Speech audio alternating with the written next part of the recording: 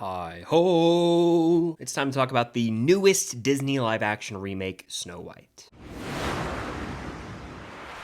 What's going on, guys? I'm Chris, and welcome back to another video. So today I got my review of Snow White, the 2025 live-action remake. The movie hits theaters this Friday. I was able to see it early, so these are going to be my honest thoughts, no spoilers, of course. Before I get into this, though, be sure to hit that like button and comment down below your thoughts on the movie if you've seen it as of watching this video, as well as your expectations or predictions if you have not yet watched it. And of course, subscribe and hit that notification bell to help reach my goal of 150,000 subscribers here on the channel. I mean, quite a bit. So I always like to give you guys some background when I review a movie, my experience with like the source material, whatever it may be. In this case, we can talk about the original Snow White. It's the first feature-length animated film ever. It came out in 1937. It has been around for almost 100 years. Crazy to say that out loud.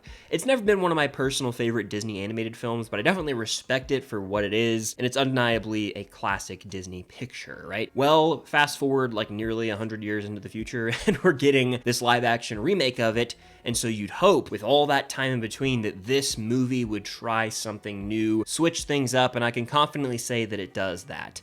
The issues I've had with a lot of the past Disney live-action remakes is that they're just copy-paste of the original, except in like a lifeless version. I think The Lion King is like the poster child for that specifically. But here, we get a fresh new take on the character, a modernized version of Snow White, and I thought the movie was a fine enough time. I definitely have my issues that I'm going to get into. Trust me, this is far from perfect, but I do not think this is some stinker like a lot of people have been rooting for it to be. I will start with my pros, however, and the biggest pro I have for this movie is in fact Rachel Zegler as Snow White. She is an absolute star here. It's time people start putting respect on her name. She's proven time and time again vocally that she's out of this world as a singer. We first saw that in 2021's West Side Story, the Spielberg rendition, and then of course in The Ballad of Songbirds and Snakes, she plays Lucy Gray Baird, and she's singing with like a whole different accent there, and then you fast forward, boom, we got Snow White, and she is delivering here. Anytime she gets like this big musical number,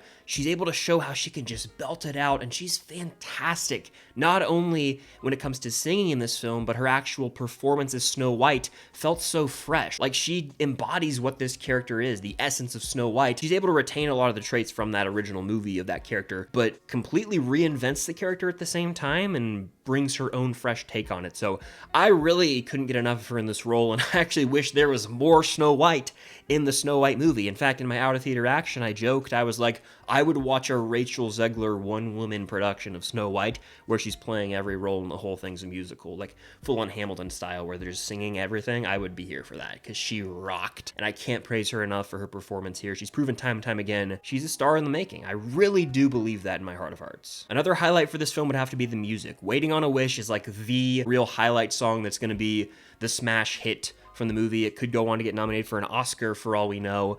But no, that's the one that I think will be the most remembered, but all the other songs still hit as well for the most part, except for say maybe one. Most of the songs were hitting for me, and so you go into a Disney princess film, you expect the music to hit, and I can say it worked here, where it actually hasn't in some of the previous Disney films, like Moana 2, Mufasa the Lion King. I thought the music was a misfire in both of those films. Here, they were on point, and I believe the lyricists for this specific film also wrote the lyrics for, I want to say, La La Land and The Greatest Showman. Pasek and Paul, I believe, are their last names. A duo, if you will. They crushed it yet again. They've got a good track record going for themselves because the music was a standout. And anytime you have a live-action remake, you kind of hope it doesn't follow the same beats, and here, there's a lot more of a sense of adventure. The movie feels bigger in scale, modernized, and I can appreciate that because, again, the original movie is like an hour and 10 minutes, I want to say. It's a very quick watch, and so this movie expands the story to greater heights, I would argue, at times, and adds some plot points, some better, some worse. I'll get into that in the cons, but still, it's a bigger story here. And one more thing I gotta highlight is how the character of Snow White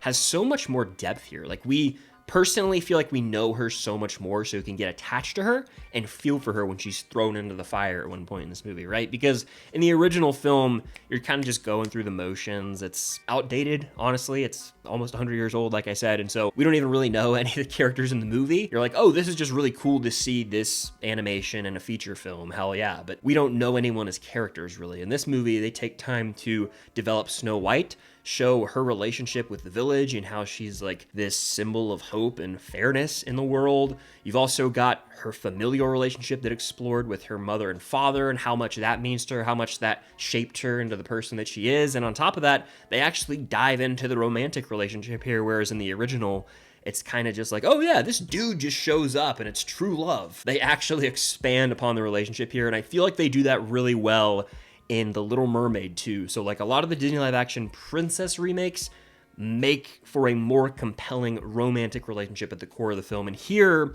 while I didn't fully buy in, I cannot deny the fact that they went for it and there are elements of romance in the air. With that being said, I think this movie will work for families 100%. That's the target audience. Families, young kids. And when I went to the press screening, there were tons of general audience members there who were dressed up, excited. There were families bringing their daughters to see the movie. So I think there's gonna be an excitement for this movie. Outside of like the online movie space, a lot of people are probably gonna show up because they aren't chronically online like a lot of us and don't see all the constant film updates about, oh, this behind the scene production drama or what this actor said or didn't say. All that throw out the window because the majority of the movie-going population doesn't really care about that stuff. But let's get into the cons now, because trust me, this movie has a lot, okay? I am being fair here, not to be on the nose, but but let's be real. The original Snow White, like I said, has a very simple, almost bare-bones story, and to expand upon that can almost feel like you're stretching this movie out to try and reach the 2-hour mark, and that just didn't really work for me. In fact, I'd say the middle act of this movie almost screeches to a halt. Like, the pacing slowed down tremendously. In fact, I felt like this movie had a lot of unnecessary fat added in. Like, there's this whole plotline involving the bandits that I felt were just adding in these unnecessary side characters, kind of adding in some fluff to the movie, almost to like pad the runtime in order to try and make this into a near 2-hour movie, when again, that original movie is so short. So they were really almost desperately trying to stretch this movie out and adding unnecessary fat. Also, the stakes just aren't as felt here, like remotely. There's really nothing to fear in this movie. Now, obviously, it's a Disney movie. We all know the classic tale, Snow White's not gonna die. Like, there are some moments where I think the intention is for the audience to be like, oh my God, I'm holding on to the edge of my seat, like this is intense, but there's really no sense of fear to be had because you know they're gonna make it out scot-free. They're gonna be just fine. There's not really anything to worry about. There's like perilous situations that are gonna be resolved pretty quickly. It's a Disney movie, right? So they might hit you with like, oh, this character, are they gonna die? And you're just like, no, they're not gonna die. You know, we rush through moments where it's like, oh, this person might actually be in some serious danger, and you just move on from it really quickly. But you gotta just kind of accept that it's a Disney movie, and most of them have always done that. It's just something that frustrates me a little bit personally. But let's talk about the elephant in the room. The 7 dwarfs are in this movie, and the character design hasn't been revealed too much in marketing, but let's be real here. The design's a bit off-putting. Dare I say, a lot off-putting. It depends on who you are. If you ask, I've heard mixed things on the reception to the dwarf design, but to me, I was just like, this feels like the Polar Express, not in a good way. Now, I want to make it clear, I love the Polar Express. It's a childhood movie. I have all the nostalgia in the world for it. And I'm probably a little biased towards that movie, but I'm very aware of the fact that some of the animation in that movie is nightmare fuel. There's no denying it. Like, specifically, I'm thinking like the Ebenezer Scrooge puppet in the back of the train. That is horrifying. And I feel like a lot of kids who go and see this movie might actually be scarred by the design of the dwarfs just because it's so off-putting. In the animated film, the dwarves are animated just like everyone else, and so it doesn't feel strange. In this movie, you got human characters in a real world, and then these dwarves that look like not humans remotely. Like, it's a bit strange, I can't lie. I think the dwarfs still, again, feel like the characters from the original, and I appreciate that they switched some things up with like the Hi-Ho song, for example. They added a little more depth to some of the dwarves, but genuinely the design is so jarring that it could make or break a lot of this movie for you. Whenever they're on screen, if you're taken aback by the design, you'll just be like, check it out for a second. That's how I think this is going to be received. But I have to talk about the biggest issue with this movie. The glaring error, the biggest miss, is Gal Gadot, tomato, potato, potato, as the evil queen. She was miscast. End of discussion. There is no emotion behind any of her lines, even her maneuvers, facial expressions, all that. Just a terrible performance, like truly awful stuff. And I don't know why this decision was made. I thought the Gal Gadot ship had sailed a couple years ago, like 5 years ago, with the whole Pandemic song when they covered the Beatles. Like, that was like the end of an era. And then Wonder Woman 84 came out, that movie stunk. And so I thought that we had kind of moved on as a society, but she's back, and bad. There's a song that she has, and it's a damn shame because I thought the lyrics, the music, the beat, all that was a well put together villain song. But her performance, her line delivery, it was just cringe. It missed the mark. It was an empty performance for me.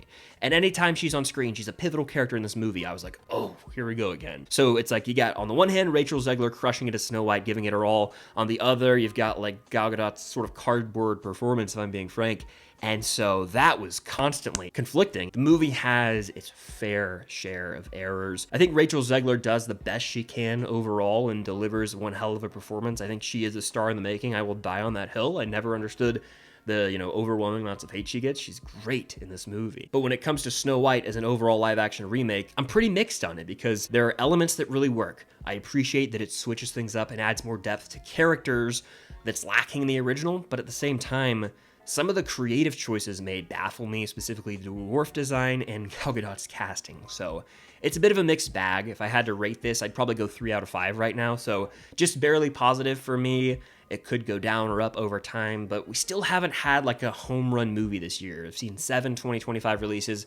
I'm seeing a couple more this week, so that number is going to continue to increase as the year goes on. But when it comes to Snow White, the live action remake, I still think it's worth your time. Again, this movie's made for families, targeted for kids. I think it's going to land for them, and that's really what's most important at the end of the day. This is going to be someone's Snow White. A kid's going to grow up with this movie and probably love it, and 20 years from now, they'll share it with their kids. So it's a new generation Snow White. It's about time we got a new one of these movies, I guess, because it's been, like I said, almost 100 damn years since the original came out, which is nuts. I'd give this movie a watch. If you're a Disney fan, if you're a fan of these live action remakes, it's middle of the road, I guess, if you're looking at some of the other ones. Like, I'd prefer Little Mermaid or Beauty and the Beast, but still, enjoyment to be had, and Rachel Zegler's performance alone paired with the music makes this one worth seeing, I'd say. But that does it for my review of Snow White. Let me know in the comments down below if you plan to see this one or not, and of course hit that like button, subscribe to that notification bell, and be on the lookout for more videos coming very soon. But thank you guys as always for watching, and until next time, I'll see you guys later.